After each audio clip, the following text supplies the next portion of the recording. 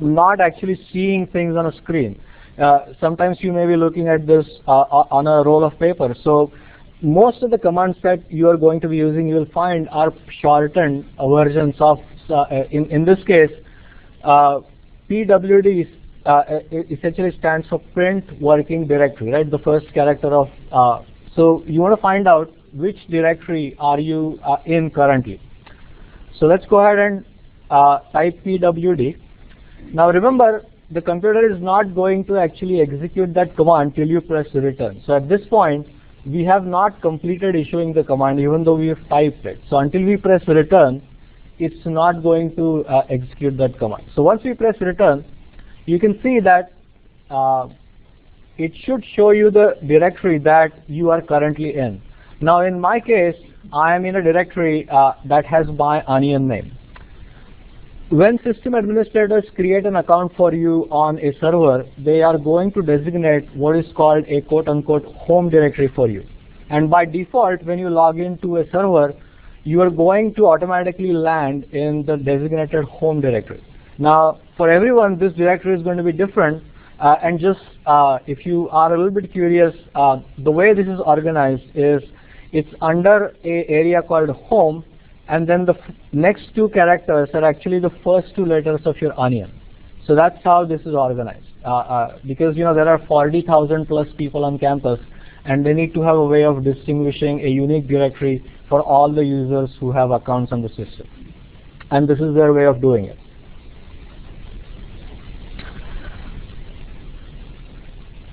One thing to remember about the home directory that you get is this directory has a really small quota that is set on it. So it's something like 10 gigabytes.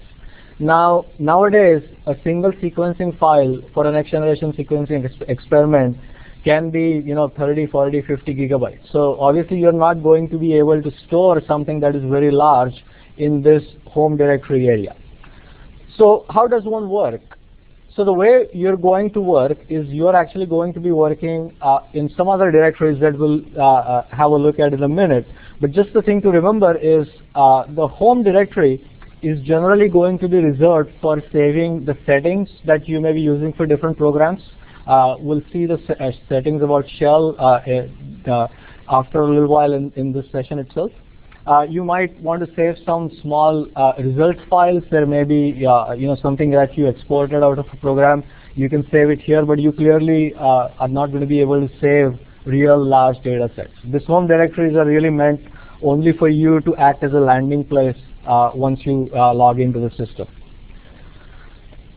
So let's talk about different file systems. Now, on a local desktop or a Mac, you may have only a single disk. Nowadays, it's possible that you will have multiple disks, so that you will have a C drive or D drive, maybe a network map drive. So you will be seeing more than one drive on your local system. But on a big server like this, there are going to be several storage systems that are going to be mounted.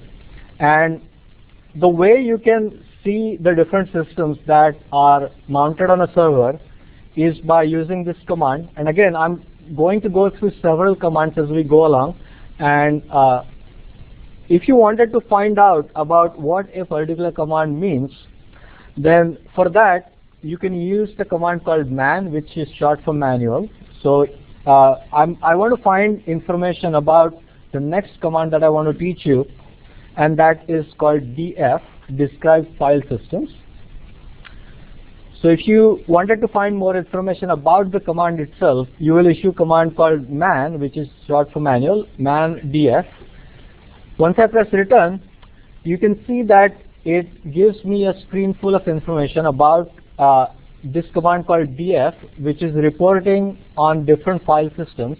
You can actually get usage information as well, and we'll look at that in a minute.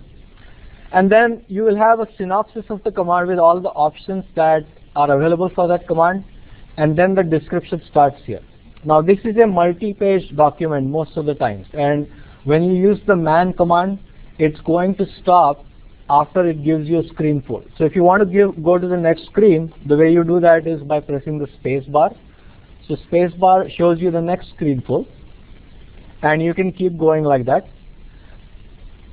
you can see that there are several options that this command can take, and most of the times Unix commands may not need any option. So you can just run df as is and you will still get some output. So most of these options that you are seeing here are optional. You don't have to use them. It just depends on what you're trying to get out of that command. That will determine what option you provide that command. If you want to get out of this view of the help, you press Q, just the key Q. So Q will bring you back to the system prompt. Using up and down arrow keys will allow you to scroll through previous commands that you have issued. So that saves a lot of time when you're typing long commands giving full file paths. This will save you a lot of heartache. Up and down arrow will scroll through the previous commands. History is another command itself. So if you say history, it will show you a history of the past 1,000 commands that you've used. So you can scroll back to something you had done 2 weeks ago and be able to use that command. I have 1,000 commands in my account here because I'm on my machine on this server a lot. You may have only a few, but you will build these up as time goes. Again, if you wanted to find information, man is your command, or there is one more option, info will give you information about a command in a slightly different format. So if you say info history, the formatting for this information is slightly different. The information that you're going to get is going to be similar, just the way it's formatted on the screen. And again, Q is going to bring you back to the command line. Are there any questions about the stuff we did so far? Everyone comfortable with typing commands? Excellent. So let's go ahead and start looking at the different file systems that are present on this server.